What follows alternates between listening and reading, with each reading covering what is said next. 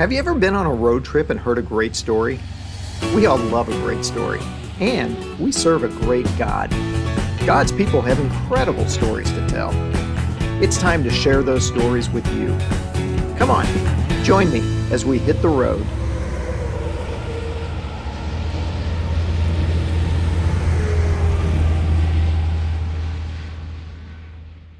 Hey, I want to welcome everybody to today's episode of Hitting the Road, sharing some of the great stories of God's work in His church.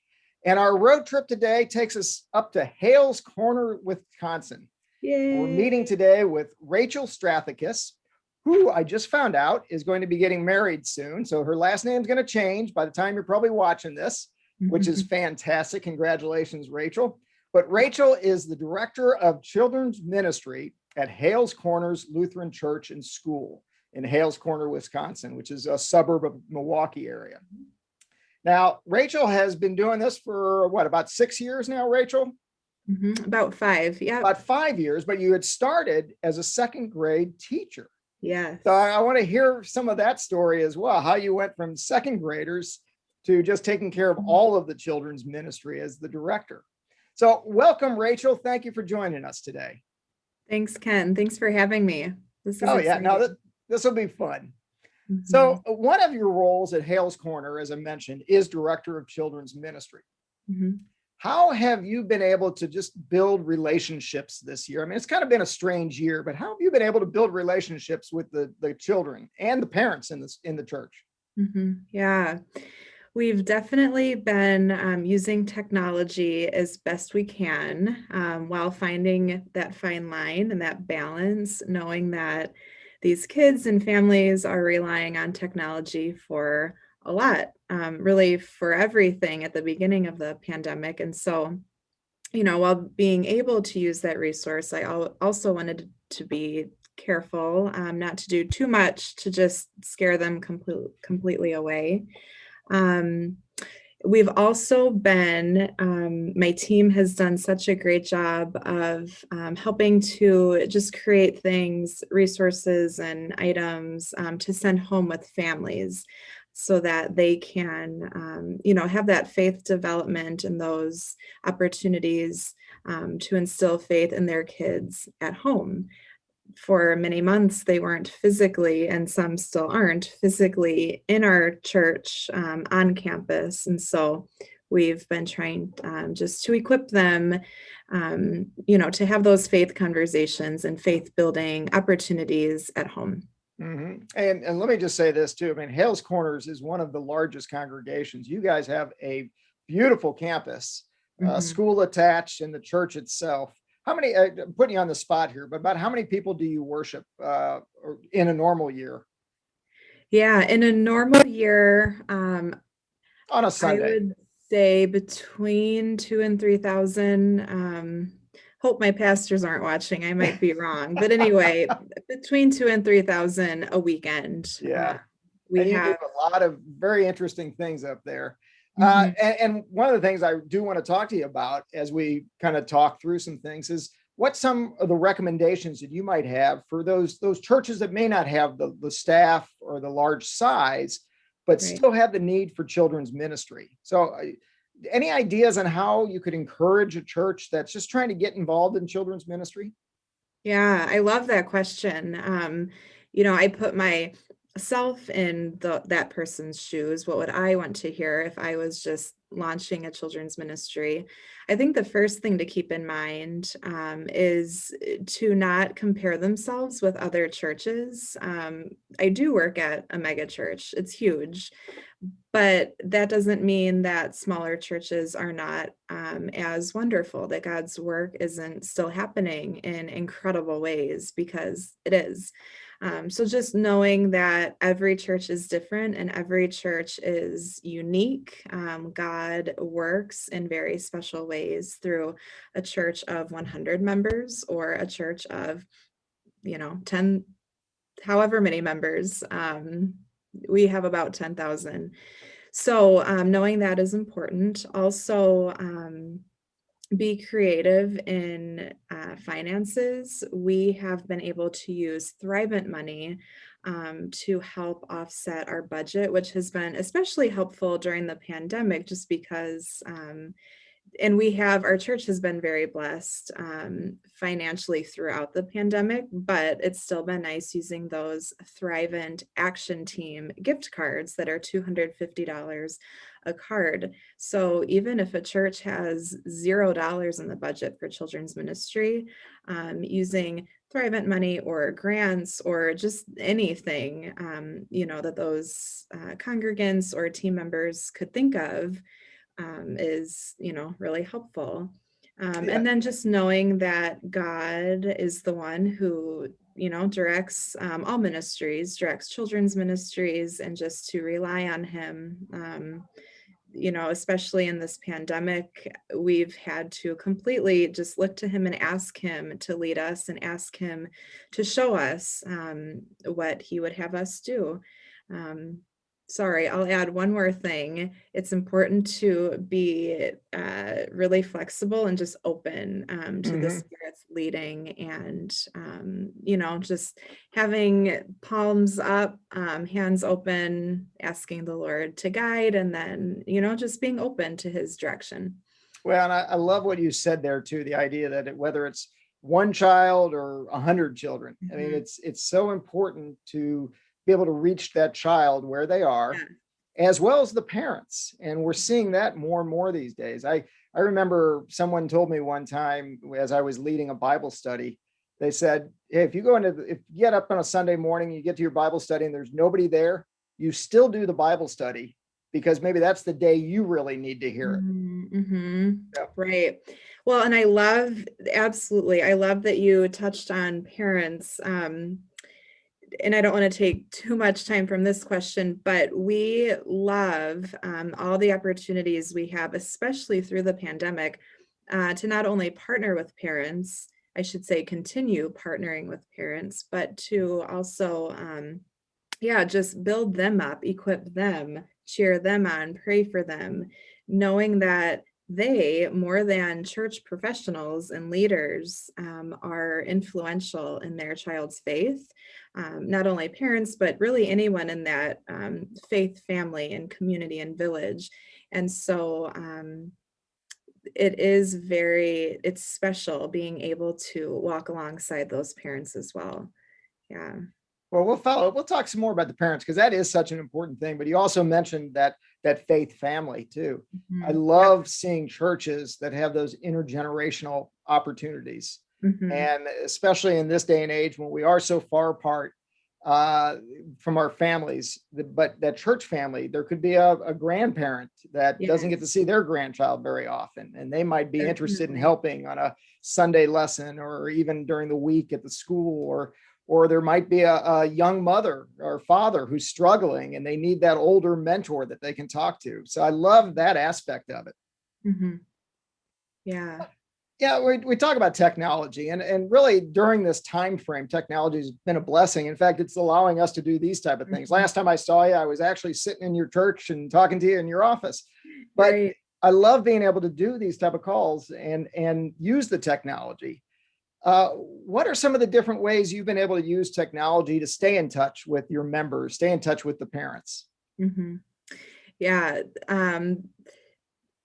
One thing is worship. We really didn't have any capability to have people join us virtually for worship. And so at the beginning of the pandemic, and actually this is pretty impressive, the team, not me, I won't take any credit, but like other worship leaders and people who help with the website and communications and all of that, in a matter of hours, they put a team together. We had people come in and record worship services. And so for months, we were recording midweek, and then those would show for the weekend show. That's such a funny word. It's not worshipful, but you know what I mean. Yep. And then in November of 2020, we were able to launch live stream, which is, a huge undertaking and really exciting. And so now we don't have to record midweek anymore.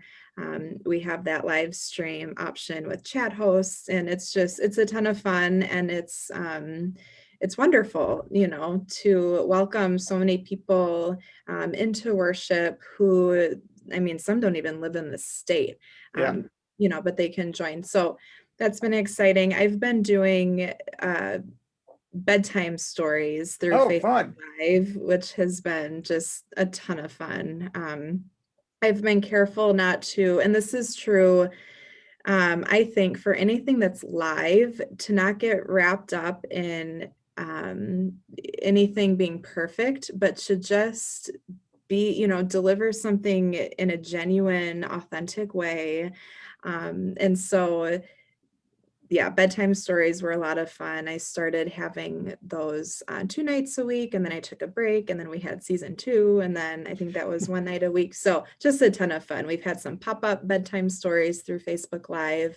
I led a series, and this was when the bedtime stories weren't happening. I led like a 6-week series, How to Train Your Emotions. And so that was just a really great opportunity to help the kids talk through those big emotions that, they've been feeling as a result of a global pandemic, and everything that's brought. I love Couch Connect, and I know we emailed about that. Yep.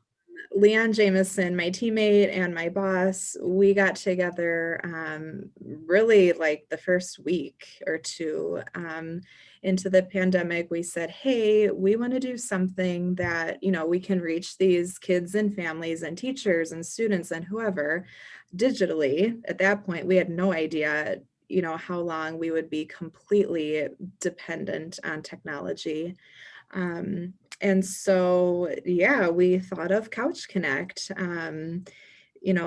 these short 4 to 5 minute videos that promote faith conversations in the home or now in the classroom. Our school's back in session. And those are just, simple themes. We kind of play on one, like the title of that video, and then we just have a ton of fun with it. We are continuing that, so we'll be starting season 3 at some point for Couch Connect. So anyway, those are the big things that we've been doing through technology. And you said fun, because you guys do have a lot of fun with these videos. So, and that's the key. I mean, we should be Definitely. joyous, in our faith walk. I mean, and yeah, we've had some issues with the pandemic and things like this, but there have been so many great things that have come from this. And one of the things I always talk about with people is, have you ever thought you would see this many Lutheran churches broadcast? Right. And whether it's Facebook Live or YouTube or a live stream, whatever, we're getting the message out, and it's just fantastic. And I think that once all this is over and we're able to gather back together as a church family in person, and some churches are able to do that now, maybe limited, but I think there's going to be a tremendous pent up need to be together. Mm-hmm. Yes, definitely. Yeah. I think God is using technology in incredible ways, and he's working through it, and people are being reached, and people are hearing about him and his goodness. And yep, I think there are some things that technology can't necessarily accomplish, which is fine. And you also mentioned at one point too, not to compare yourself with another church, but I always look at it as, let's see what other people are doing, and then maybe modify that for my own local church. Or if we don't have those resources, maybe we still use them. I mean, your Couch Connects are out there on YouTube for any church to use. Yeah, definitely, which is exciting. And Leon, that's really his idea. He said, let's, set this up in a way so that, any church, any group of people, any school can benefit from this. It's not just Hales Corners Lutheran. And so we've been really careful do that. That's really exciting to hear. We love hearing stories of people saying, hey, my class watched your Couch Connect video and we got a lot out of it. So that's exciting. Yeah, And and that's it's kind of fun. I mean, one of the things we do here at CPH is try to put a lot of content out there on our YouTube channel, whether it's we got Spotify playlists now and Amazon Prime playlists and different things like this. So we're all trying to use that technology to get the message out. Yeah. And talking about too, connecting with schools and such. I had the opportunity recently to talk to Erin McKenzie, who's one of our missionaries down in the Dominican Republic. And she will zoom into schools, and she would zoom into our local church, our home congregation, our Bible study, and things like this. The ability now to use technology to connect with our missionaries, to connect with other schools, maybe to connect that mega church with maybe a small rural church. That might be an opportunity too down the road. Definitely. Absolutely. Yep. It's a reminder that the church is bigger than, single congregations, and it's wonderful to work together and share resources. So you've been working in kids ministry for a number of years. How did you first get started in kids ministry? Yeah, I love this question. So I graduated from Concordia, Chicago in 2015 with a degree in elementary ed, and I moved to Hales Corners to teach second grade at Hales Corners Lutheran. And about halfway through the school year, there was an opening in children's ministry for the director position. And some of the pastors here had put my name on the list of candidates, which was exciting and kind of funny. I wasn't familiar with it at all. And at first I said, no, thank you. I'm, too young. I have no idea what children's ministry is. I can guess what it is, but not familiar with it. Anyway, long story short, I was offered the position, the call, and I accepted that. So after 1 year of teaching second grade, I stepped out of that and into the world of children's ministry 2 days before Vacation Bible School with 500 kids. So that was super fun. And I learned the true meaning of baptism by fire, because that was definitely what I experienced. But it's just been a wonderful journey. I've, seen God do amazing things. So, well, share some of those. I don't want to put you on the spot, but if you can think of one or two things that just come to mind. I mean, first of all, it's got to be exciting to, at this stage of your career, even to see some of these children just advance in age. Yes, definitely. Yep. Those little second graders are now seventh graders. And that's really neat. It's hilarious to think that. I keep wondering, wow, those parents trusted me with their kids. It seems like I was a kid 5 years ago. Anyway, some cool, just God moments have been definitely during children's messages. I was nervous at first, getting up in front of a lot of people. Our church holds, 1,000 people.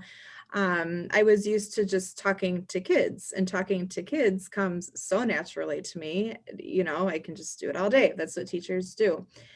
So it was definitely an opportunity to step out of my comfort zone, but I've experienced what it really means to speak with God's words and not my own. I would get back to my seat sometimes and wonder, what did I just say?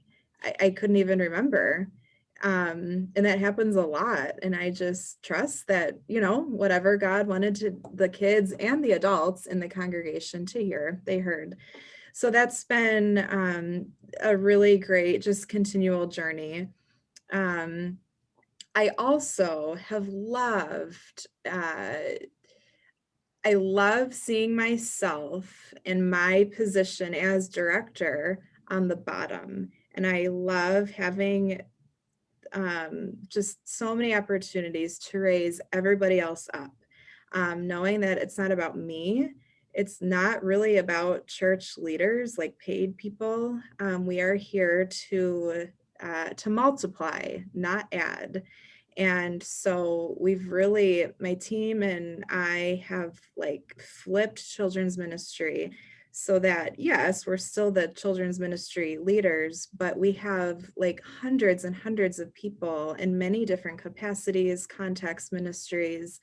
They're on the front lines a lot, and they are out, in neighborhoods and the surrounding communities, um, who also help share the good news of Jesus in the lives of these kids. So I love that. And I've just loved all the ways that we've been able to incorporate that idea. And it's so funny too, because a lot of people want to help. They're just sometimes not asked. And if we Yes. ask people to help, I think my experience at least is 9 out of 10 times people will step up and fill a Yes, need. definitely. Yep. Yep. And it's so great to see how excited they are, and to be able to pour into them. So yeah, I'm thankful for that. Well, and again, we talk about how crazy this year has been through the pandemic and different things like this. I mean, I've seen it in my own home church, people just stepping up to do things completely maybe the need was there, they saw it, they just stepped up and did it. And Mhm. now we are live streaming our services now too for the first time. And volunteers stepping up to do different things using their God-given skills. And it's Mhm. great that any size congregation has people in it that Mhm. have God-given skills that can be used to the glory of God. Amen. Yeah, amen. All right, I was just preaching there for a minute. So what are some of the challenges though that you do see? I mean, again, dealing with the kids, we all have this Zoom fatigue. There's just the not we're not together as we have been with family Yeah. and friends and things like this. But what are some of the challenges? Um, yeah, so I think of children's messages, Mhm. kids don't come up. And while I know it's not a performance, it often feels like I am performing because I'm up there by myself, standing up, looking out at a sea of people. So it's difficult. It's kind of lonely. It's sometimes it feels contrived, and because kids aren't up there and it's a children's message for little people. So that's definitely a challenge. And I know there are lots of positives, that accompany that too, anyway, but that's been a challenge.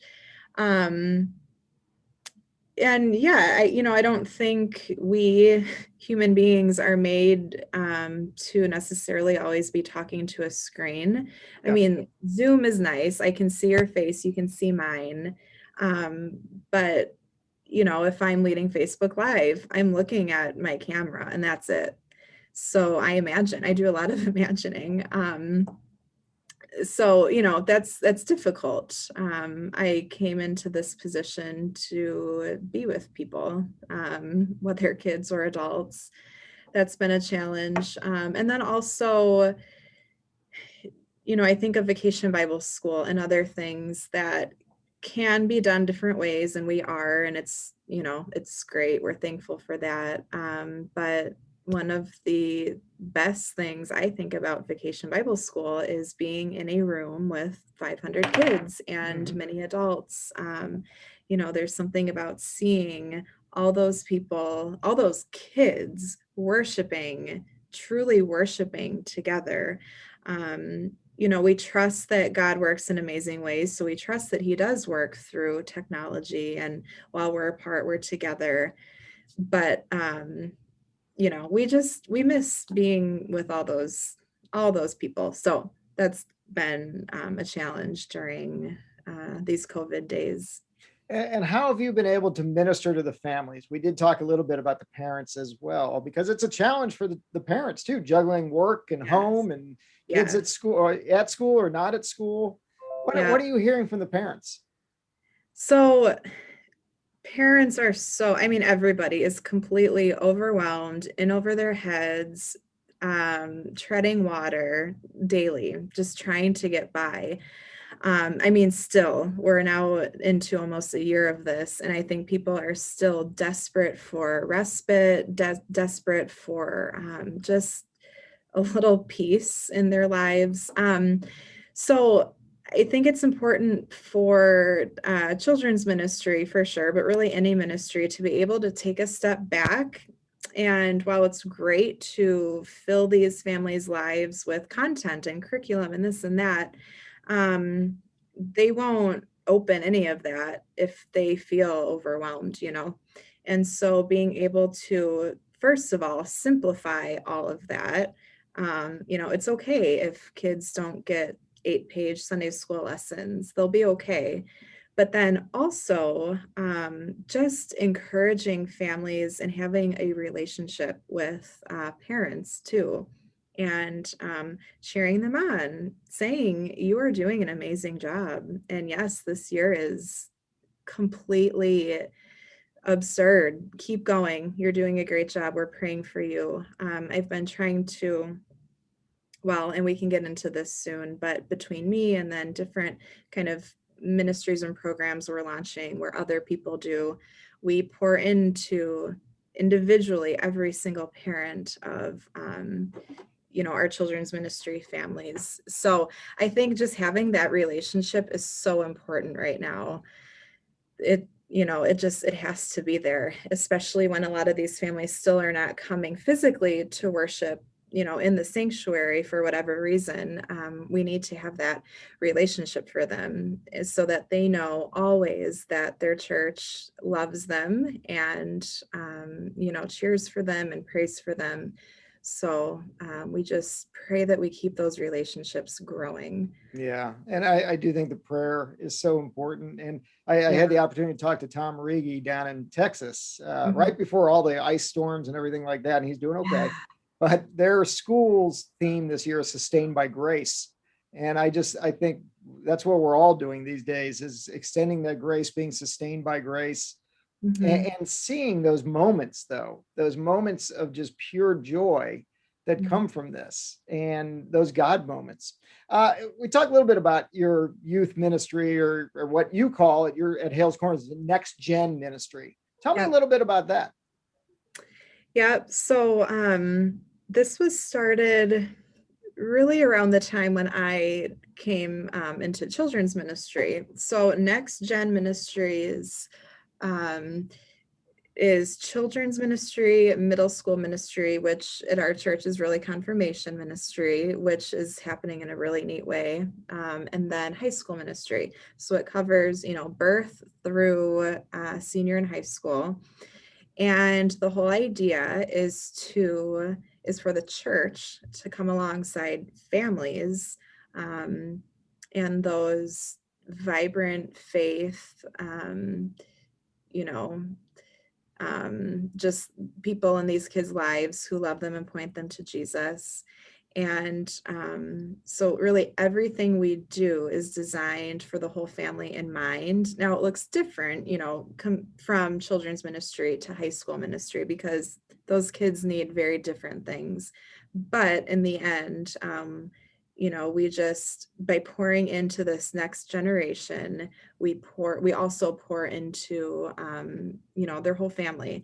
And so we're about 5 years in, and we have, I would say we've been successful in many, many ways. So it's great to see. And, of course we have, it's a journey. There's more that we can implement and more we can do, but it's been really, really great to see these families being such wonderful, confident, faith models for their kids.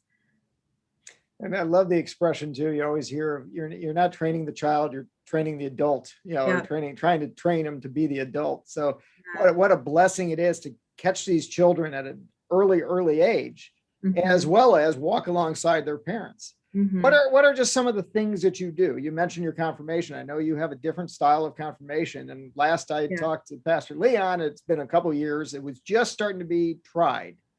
But share what you guys do for confirmation. For confirmation. So that is all Leon Jameson. So really the big switch is from the middle school youth having, their own like worship experience on their own to a completely innovative family worship experience.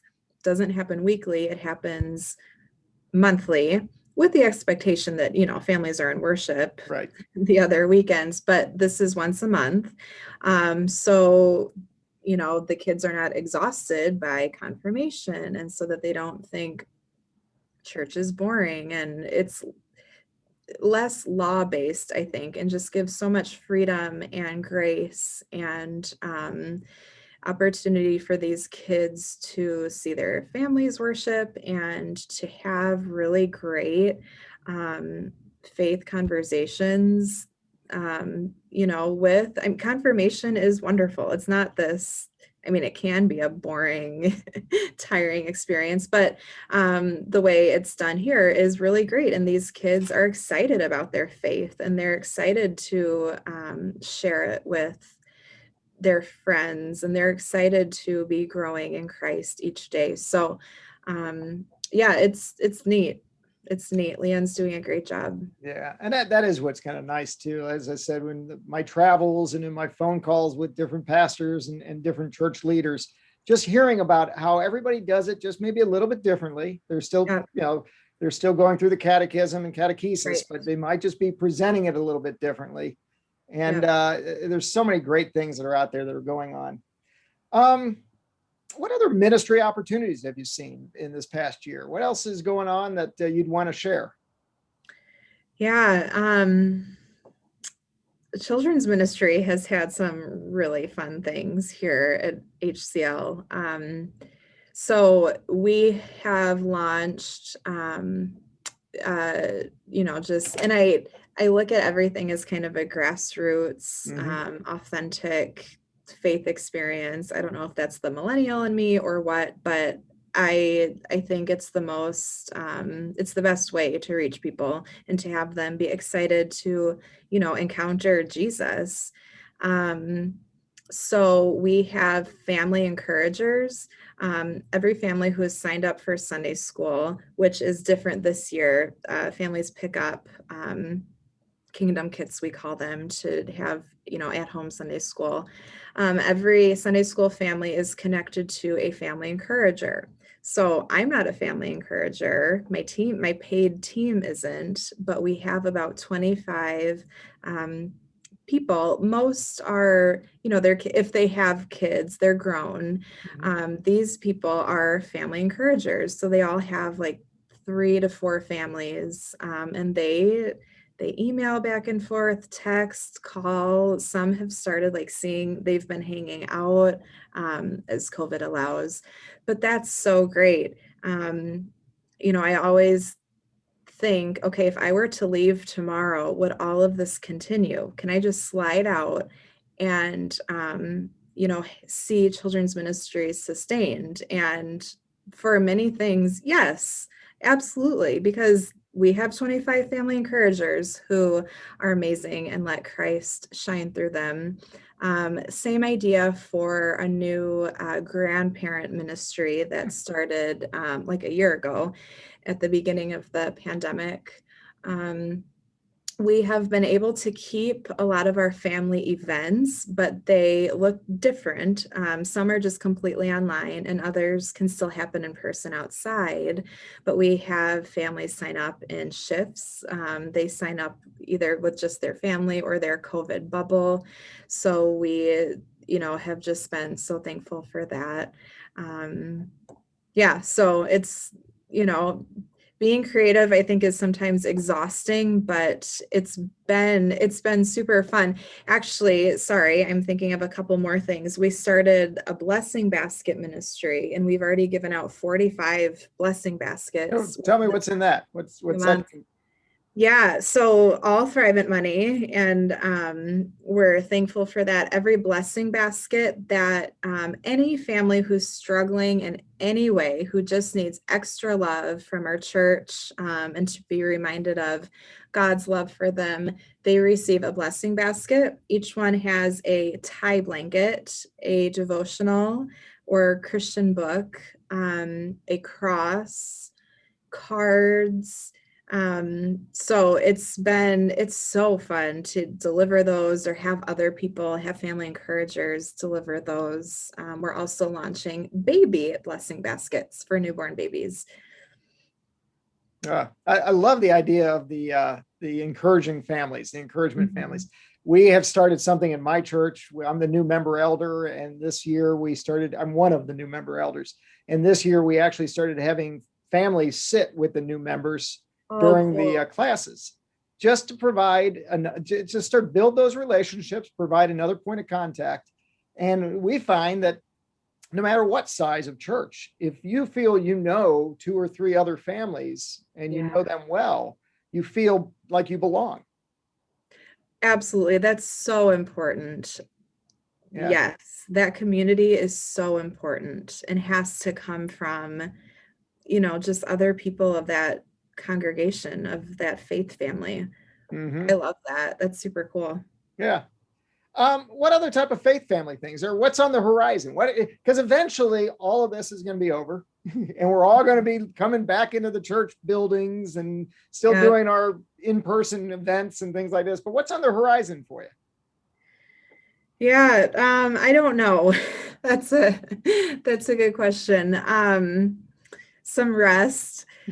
It'll be interesting, and I think so. My fiance actually, who he's so wise, and I think he would just be the best pastor or like president of a congregation. He read right when it came out a book called the Post Quarantine Church.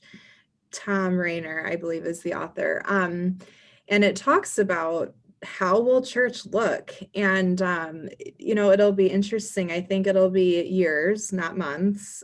Even when a lot of people are vaccinated, I don't think church will look normal again anytime soon. It might be a decade. I don't know.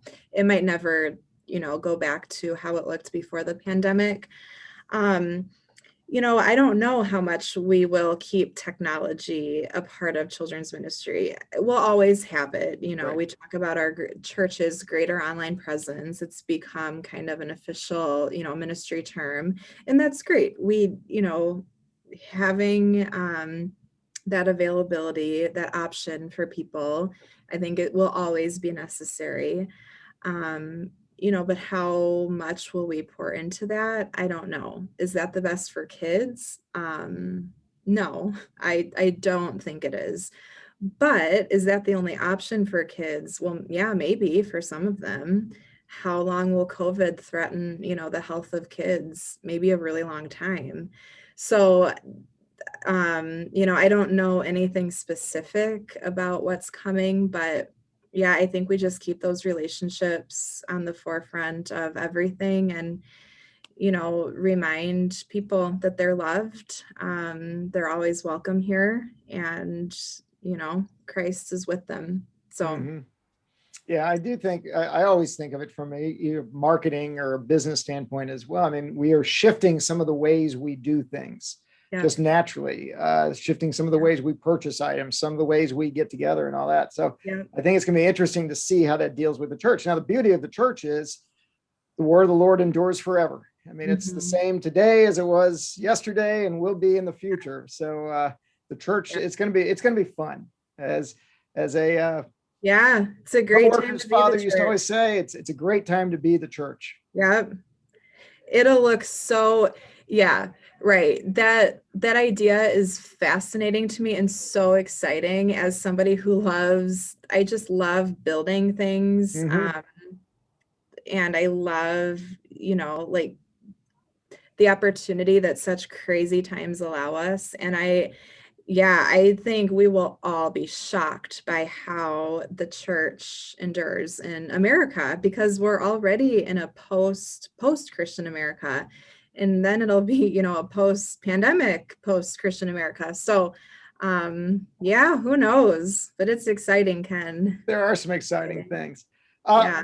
Beyond the upcoming wedding, what else is keeping you busy these days? Or is That's a that it? great question. Yeah, I love I love any way I can take time to invest in myself. I've learned that the past few years to be not successful, but for ministry to go well, we need to invest in ourselves spiritually, physically, everything. So I've been loving like taking up new hobbies, especially in the pandemic, even random things. I love seeing my friends whenever I can. Yeah, it's been fun. I love being a young adult in Milwaukee, just exploring and having fun. So yeah, and the wedding will be it'll be great. We've gone from inviting about 600 people physically to inviting about 12. So Yeah. it's crazy. Well, we will all have these memories. Someday we'll look back on it. Absolutely. Real quick though, how can anybody keep in contact with you or get in contact with you? Because one of the things I'd love to do is just say, what would you recommend to anybody who's trying to develop a children's ministry in their congregation? I think that is so exciting. And a lot of days I dream of being in your position, whoever you may be, whoever's listening. So exciting. I would love to get in contact with you to cheer you on. There's no, I don't think, like one right way to do ministry. So I would love to just connect and, hear the needs of your community and neighborhood and what God has put on your heart. And again, how exciting to be building a children's ministry from the ground up. That's so cool. And I know that God will bless your work and bless your ministry and continue to bring many children to him. So I would love, Ken, if you might share my contact information with this YouTube video. Oh, I'd be happy to. We'll put your email down below. And I'm assuming for a while that you'll still get your emails at your maiden name. Yes. Well, that's a great question. Do people see here? I'm typing my current email. That's my maiden name. And then, wow, I've never even thought. I'm assuming my church email will change to that. So anyway, yeah, I would love for people to contact me and we'll just, connect and see. Yeah, that's great. That's great. Well, Rachel, thank you so much for getting together on this. Is there anything you'd like to add?